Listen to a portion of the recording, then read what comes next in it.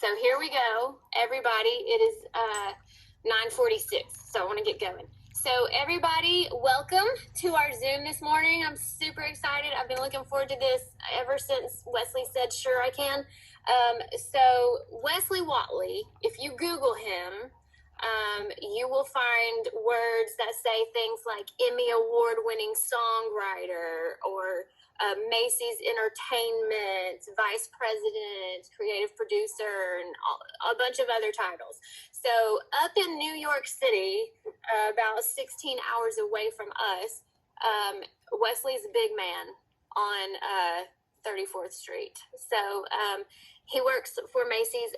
The way I know Wesley, I'm just going to give you just a little background. Wesley and I went to high school together, and we were in band and drama club together, and Wesley was the drum major for my high school band, and is just one of my favorite people in the world. And aside from my own self, I think he has the most awesome job ever.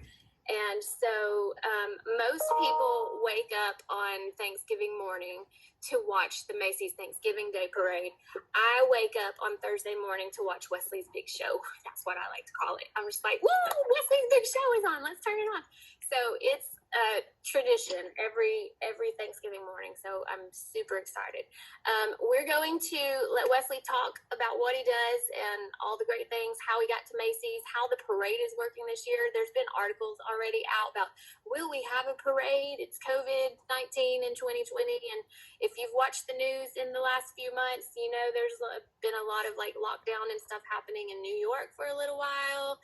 And so it was like, what are they going to do about the parade? We can't not have a parade. So the man in charge of the parade is here to tell us what's going to happen. So I am super, super excited to introduce you guys to my one of my favorite friends in the world, Wes Whatley. So take it away, Wesley. It's all you. Oh, thank you, Leah. It's such a pleasure to be here, guys. Good morning. So why don't there are just a couple things I want to share with you guys, and then we'll open it up for lots of questions. I'd love to hear what you guys are thinking about. Okay. First, you mentioned, how did I get to my current job? And so, well, first of all, I'm on 34th Street. This is West 34th Street in New York City in Manhattan in my apartment. But how did I get here? Well, I grew up in Valdosta, Georgia with Leah and the whole Carroll family. And I've always been a musician my whole life. And one thing that, and so nice to see Leah's sister and her dad here, because in so many ways, her entire family influenced my development and is a real source of inspiration for me, but also really an influence that led me to my current job. When I think back about why I am successful or how I got to where I am, it's really all rooted in Valdosta. It all started when I was your age. And frankly, a lot of the stuff that I do now in New York is all connected to how I learned to be a musician in Valdosta. So Leah just mentioned she and I were in drama club. We were in marching band together. Actually, before that, and I think this is right, correct me if I'm wrong, Leah, but I was in a show choir in 8th grade, Kaleidoscope, which I believe was with your mom. That's right. So when I was in middle school, Leah's mom directed me in a show choir, and I learned how to put on productions with choreography and music, and I know some of you are probably doing that now. And then I got on to, actually, let me start from the beginning. Before all of that, started at church. I was in choir. We would do full-scale musicals at First Baptist Church. I was in clowning, where we would go to like the local nursery, like the local nursing homes. I was in handbells, where we like did musical productions. And I learned how to sing and play the piano through my church relationships. And so that's where it all started. Then I got to marching band. I did Kaleidoscope with Leah's mom. And then I got to Valdosta High School, where I met Leslie and Tony. And so when I think back about how I was most influenced, like Leah, I don't know if you remember this, I'm pretty sure you were there, but my freshman year of high school, I auditioned for the musical. It was the spring musical. And I'll never forget, we were in like this pit for an audition. And I think I sang Maybe from Annie, the musical Annie. And I can remember that moment. And Leah and I were in a musical together called The Boyfriend.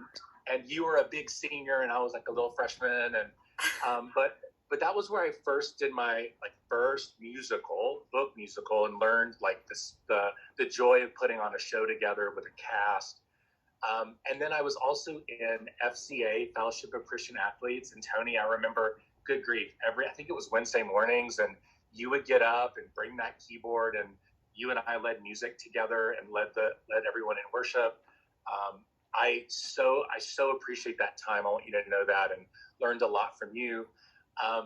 And then Leslie, you and I we were opposite each other, stars of Guys and Dolls together. And then Leah, you and I were in marching band together. And I think back at all of those experiences and how they have shaped the human that I am now and the professional that I am now. All of those things, when I was a senior in high school, guys, my dad, I enjoyed school and I really liked studying. But when I was a senior, I asked my dad, I said, what should I go study? Like, what do I want to be when I grow up, right? We're all asking ourselves that question. And I thought I wanted to do maybe school, I don't know, I had lots of ideas. And my dad's advice to me is, he said, what do you love the most? And I thought back about FCA and musicals and choir, and he didn't ask me, what do you think you're going to make the most money doing? He said, what are you most passionate about? What do you love doing the most? And it was so clear. I connected all those things, and I was like, music. I love music. And he said, don't worry about the money. Go study music. Go spend 4 years in college doing what you love, and let the future take care of itself. And I want to share that with you guys, because my career now, I mean, Leah, you're ridiculous to share the titles and the awards and all that. None of that really matters. What I followed was my heart. And if I look back at what I loved doing when I was in middle school, I loved being in marching band. And now I run the marching band program for Macy's Thanksgiving Day Parade. And I fly around the country, showing up in high schools and surprising all these bands with the news that they're coming to. Sorry, guys. Am I still here? Hi. That they're going to be in the Macy's Parade. And I get to do that after having loved being in marching band forever. I see every Broadway musical and decide which Broadway shows appear in the Macy's Parade. And all of that experience, from The Boyfriend to Guys and Dolls, all of that informs how to make those creative decisions. Sure, Broadway is a far cry from Valdosta High School. That doesn't mean that I didn't learn a lot by being on the stage myself. Even clowning at First Baptist Church, I learned how to entertain and juggle by serving my local community. And now here I am, basically creative directing over 900 clowns on Thanksgiving morning. So I just want to encourage you guys that you can think about money, sure, and maybe that'll lead to happiness, maybe it won't. But I will ask you, maybe it's music, maybe it's art, maybe it's science, maybe it's math, but think about what you love to do the most. What are you most passionate about? And follow your heart. Because what it's led to me, at least I can only speak to myself, is that I have done this job now for 18 years, and I haven't worked a day in my life because I love it. It is so much fun. It's fun. It's really stressful this year. I'll be really honest. We are all in isolation. We're trying to produce a parade in one of the biggest cities in the world, one of the biggest productions in the world, and we're doing it all in isolation from our team. It's really hard, but we love it. And I think if you think about what you love to do the most, and you can maybe figure out how to get a job doing that, that would be my biggest advice to all of you. Also, listen to those around you, like the Carols, the folks that love you, who are going to invest in you and see you for who you are. Listen to their advice as well, because they're going to be able to see things in you and be able to give you points of their point of view, but also give you some great advice. Listen to them. When Miss Carol says, hey, I think you might want to think about doing this, listen to her, because she knows what she's talking about. And she cares about you, and she loves you. So that would be my general advice. I'll talk a little bit about my job now. So my job is called creative producer. I don't know if you guys know what a producer is, but it's a job that carries many different roles. So as she mentioned, I'm a songwriter. Do you guys know who this is? Kermit the Frog. I wrote a song for Kermit. He sang a song that I wrote a couple of years ago that did really well. And then the next year I wrote a song called Yes, Virginia and because it's right here on my thing, I thought I would show this. But this is the Emmy she was talking about. So I don't know if you guys know what this is, but this means if you do something really good in television, they give you one of these. It's like the Oscar, but for television. And that's my name there. I don't know if you can see it, but anyway, these are fun. This past year, I was nominated for two of those for two songs that were in last year's parade. And I think we're going to play one of the songs that debuted 2 years ago. One of the great gifts of mine, I love to write songs. And actually, Tony, I think it all starts back from like doing choruses in church and learning how to chord things on the guitar. That's how I started first writing songs. And my songs are very simple, but they're clear in their message. And I'm really grateful to get to do music, create songs, and then put them on television. It's certainly not because I'm the most talented songwriter in the world, but I do understand sort of how to put music and program it so that it's meaningful. Leah, do you want to share is it a good time now to share that song? Yeah. I'll just kind of set it up. Sure. So guys, we're going to watch. Now this is top secret. This is top secret news. This is going to air. Nobody else has seen this in the entire country, but this is a song called We Believe. It's a song that I wrote for 2 parades ago that was nominated for an Emmy. But it is an original song. I wrote the music and the lyrics, which means the melody and the words to the song. But this year, as we all know, we're not getting to sing together in person. And the last couple of years, we've done a thing called the Macy Singing Christmas Tree, where we fly colleagues of Macy's, people that work in our stores across the country. We fly them in, we create a choir in 4 days, and then they sing together on a float in the parade. Well, this year we couldn't do that. And I know you guys are trying to like sing together virtually, and it's really hard, right? But what we tried to do is through the magic of television and sort of cinema and animation, we created this experience. So I want to share this with you. Again, top secret. You're the first people to see this, and you'll be able to see this in the parade on Thursday. It's called We Believe.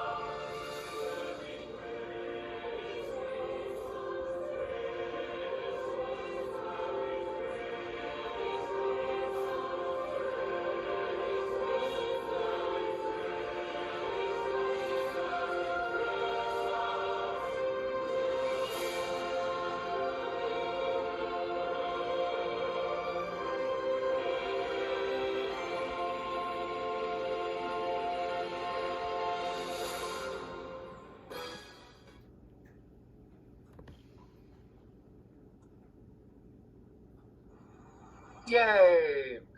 So, thank you, Leah. So it's hard to play that across Zoom.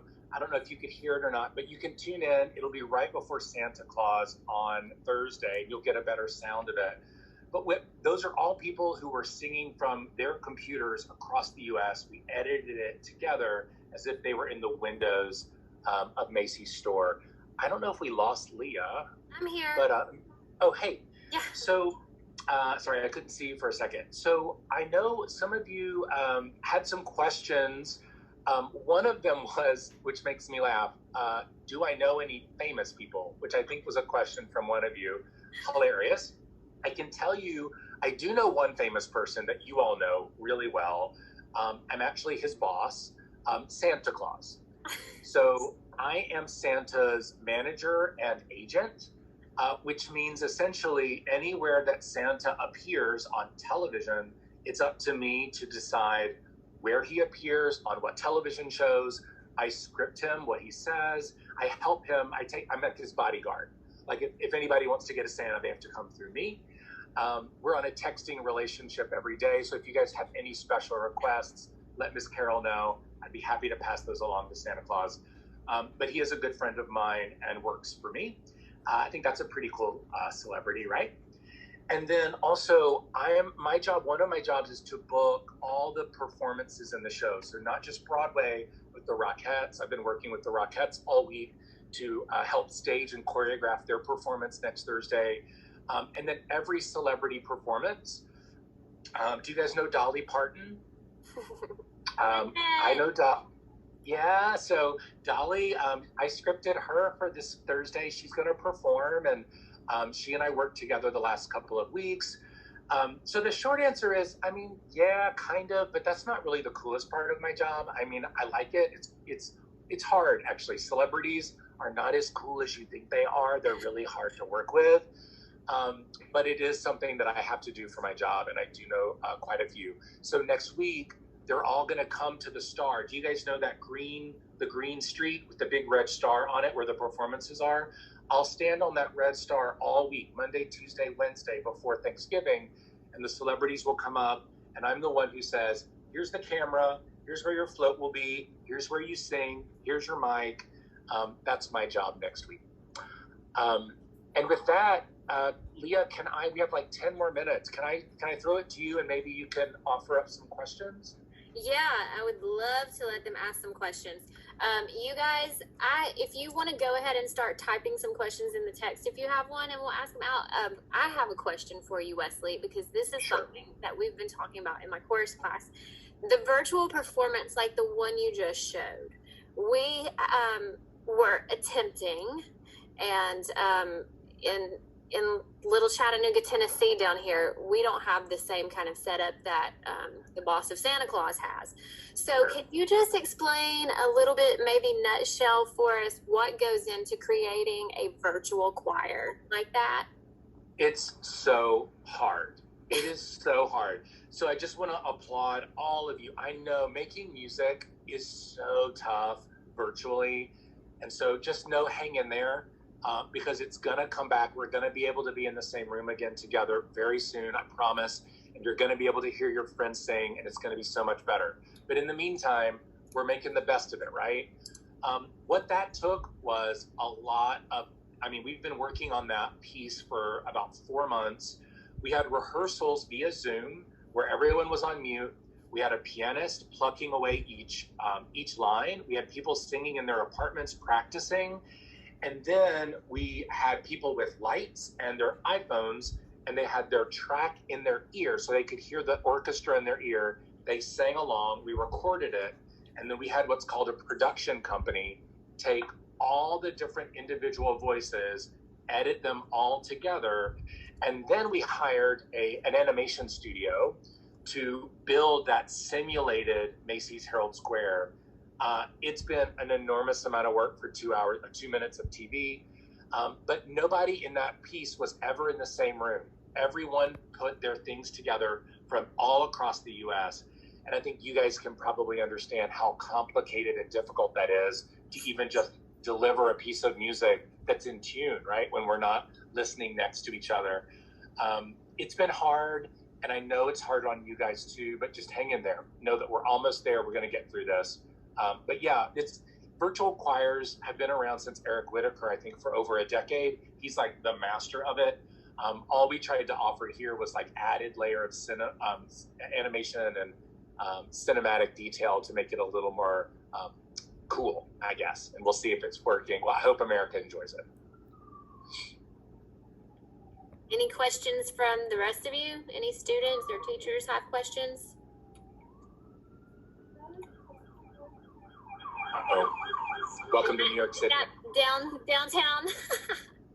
New York City, y'all. Y'all get to hear it. Yeah, that's what New York sounds like. I have another question while they're thinking about it. So you were talking about marching bands and how they get invited to the parades after they do auditions and stuff like that. And I don't know if they're in here, but we have a couple of parade alumni marchers. Is that right? Yeah, I don't know where they went though. I don't see them at the moment, but we'll have to like talk to them. But our computer science teacher and one of our math teachers, I believe, both marched in the Macy's parade when they were in high school. So for our Red Bank folks, that's Miss Mincy and Dr. E. And what high schools were they part of, or colleges? What was the band? Oddly enough, Dr. Elba Kidze, who's our computer science teacher, was from Moultrie. Oh. Yeah, so down in our neck of the woods. I don't remember where Miss Mincy went to high school, so I don't remember. But so that's always like a big part of the parade, all the bands that come through from high schools and colleges and the cheerleading squads and the little dance squads and stuff like that. So that's going to be different this year, right? I mean, yeah, no so basically, bands, right? So what's happening with that? Perfect question. So we unfortunately, so one of my jobs is to run the selection committee of those marching bands. We get a couple of hundred high school and college marching bands every year that submit videos of their halftime shows from football games, and we watch them all and we pick like the 10 to 12 best. And we had a group lined up, and of course COVID ruined everything. So we asked them to stay home because it's just not safe to travel. But instead this year, what we decided to do, I know many of you probably watch your news, and New York got hit pretty hard with COVID last spring. And so a lot of our traditions throughout the year got canceled. So our parades at St. Patrick's Day and the Puerto Rican Day Parade and West Indies Day Parade, we have all these like traditions, just like maybe you have a homecoming parade or I don't know, whatever might go through Chattanooga streets every year. And so a lot of ours were canceled. So instead of having the marching bands come in, we invited all of those parades, our sister parades here in New York, to produce a quick moment of culture. So it might be a dance performance, a marching band performance, could just be music, some kind of cultural expression of what they do every year. We just wanted to share our spotlight with the rest of our city. And so we're really trying to celebrate New York. Even our Broadway show performances this year are going to come live from 46th Street, which is in the heart of the Broadway district, because it's been shut down since March. A lot of my friends are on Broadway. They perform. They're backstage. They're stage managers. And our entire city, as you guys know, like it's not just the performers who put on a good show. It's all of the people behind the scenes. And that's maybe one more thing I want to share with you guys. When you're thinking about your future, don't just think about the celebrity or the artist, the people that you see on camera. There are hundreds and hundreds of people who write the songs, who are behind the cameras, who write the scripts, who produce the shows like me, and you never see them, but they're just as part of the big production as the people you see on camera. There are tons of jobs. There are tons of just really cool like things to do behind the scenes. And we really feel like the Broadway people, those are some of my best friends, and they've been hurting this year out of work. So we're trying to shine the spotlight on all those folks who didn't have a stage this year. We're going to offer a little slice of our stage so they get a moment in the show. One of my favorite moments I'll share with you guys. So the New York City Ballet at Lincoln Center does one of the most beautiful nutcrackers in the country every year, and they got canceled this year. So there's a float that you'll see right before the singing tree that you saw right before Santa. It's this snowy Central Park setting, and I put a stage on the ice. We're gonna have one Sugar Plum Fairy. She's the Sugar Plum Fairy from New York City Ballet. She's gonna do the solo and to represent all the Nutcrackers from across the country that aren't going to get to go forward this year. I'm really excited about that performance. This is going to be a super unique parade for sure. But it's going to be different. Yep, for sure. But it's going to be special, and we're excited about it. We want to do it safely. I'll tell everyone that as well. We're doing like COVID tests, and everyone's going to have like temperature checks and wear their masks. And it's not going to be the big spectacle we all know, but our hope is that you can sit next to your family right before you eat your turkey and turn on the TV and watch something that feels a little bit like it did last year. And we hope you guys enjoy it. So can I interject really quick? I'm so sorry. Yes, Miss Bruce, welcome. It's just such an honor to have you do this extra special Career Day, Thanksgiving Day event for us. And I just wanted to say thank you so much for everybody's hard work in keeping the parade still a part of our Thanksgiving tradition. And for my family especially, we've had a really, really hard year.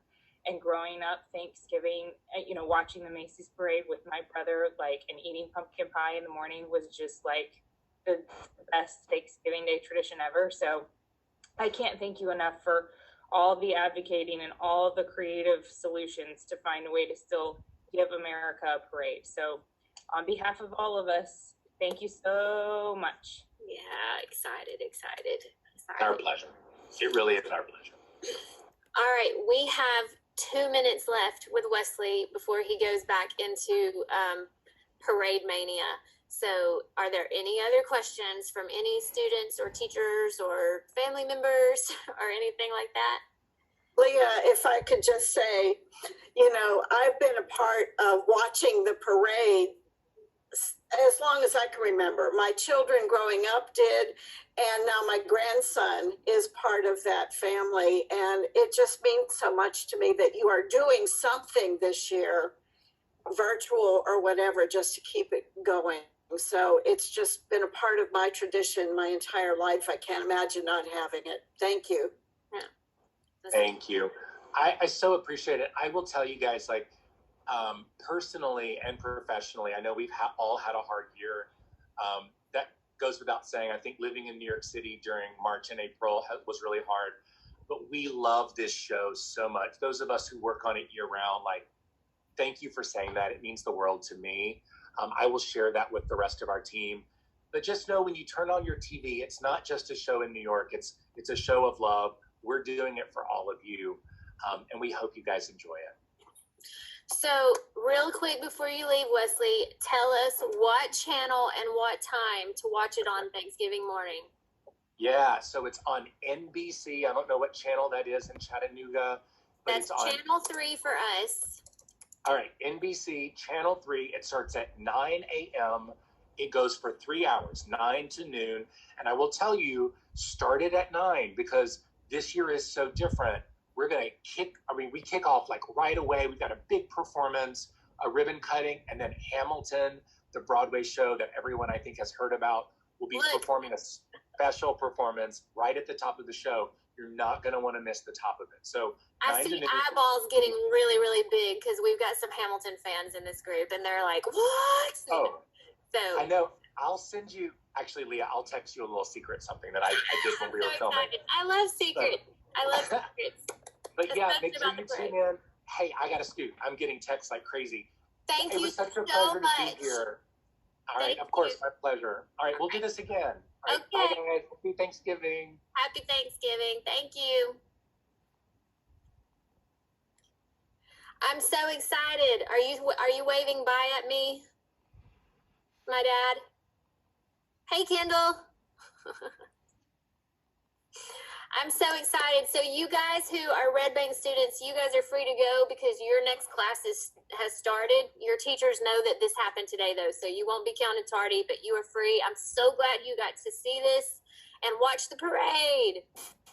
I have an amazing Thanksgiving break. You too. You guys have a safe, wonderful week. Got cable TV. I got a whole smart TV. Fuller. Uh-huh. I have a The smart TV. host disabled the chat for me, so I couldn't type any questions. What? What? The host disabled the chat, so I couldn't type any questions. Oh no! I'm sorry. Disabled the chat. That's weird. Okay, I don't know. Yeah, so we don't. Disabled everybody. Well, here's the deal, Adley. I know the guy, so you got a question, send it to me and I'll ask him and he'll answer it for you. So you want to ask him any question, just send it to me in Canvas email and I will ask Wesley and I bet you I can get him to respond to you, maybe even by by a video or something like that. We'll figure it out. Yes, ma'am. But Have a great Thanksgiving break, everyone. you too. You guys have a wonderful week. Stay safe. Sleep a lot. Play a lot. Eat a lot. Do some makeup work a lot. Oh, do some makeup work. Miss Merrill said do some makeup work a lot. Throw that in there somewhere too. But have a great break. I'm traveling. Have a great. Oh, you're traveling? Where are you going, Brooklyn? Nashville. Okay. Well, fun. Well, have a safe trip. So, hi, Dad. Hey, buddy. That was fun. I'm glad y'all got to get on there. Great. I wish I had gotten Miss Carol out of bed this morning to see that. Well, I recorded it so I can send it to you. You just can't share it with anyone because we have top secret information that no one can know before Thursday morning. So, Yep. Anyway. We're going to go back to school. All right. Y'all have a great day down there. Goodbye. Bye. Bye, Kendall. Bye, my people. My stepdaughter's class left. They didn't stay on full time. Claire, thank you for letting me use your Zoom room if you're still out there. I'm still here. You're welcome. Yeah. I missed This that. video delay thing. I missed that. Jen. I have a whole smart TV. I'm like a kung fu movie. My audio and my video are very delayed. That's all right. It's really distracting. Hi, Jane Gilbert. I saw you. Cool. Did Jill Levine make it on? He didn't, but it was really late notice. But if I can send her the recording and swear her to secrecy, she was freaking out about the parade at our last team meeting. Yeah. So she's one of those big fans. Yeah. Okay. Yeah. I'm gonna do this little conversion to video and save it, and I'll send it out because a lot of the people who said, "Yeah, we'll be there," didn't show up, but said, "Hey, send us the recording if you record it." So they just have to swear on their lives they won't share it with anyone else or try to sell it or anything. So That was really cool of Wes to do that for us, especially so close. yeah, I know. This is super crunch time. On his Facebook, you'll see pictures every year. It's 3 a.m. and he's practicing with the Rockettes in the middle of the night Oh, gosh. on 34th Street, but it's fun. So anyway, thank you very much. You're welcome. See you later. All right.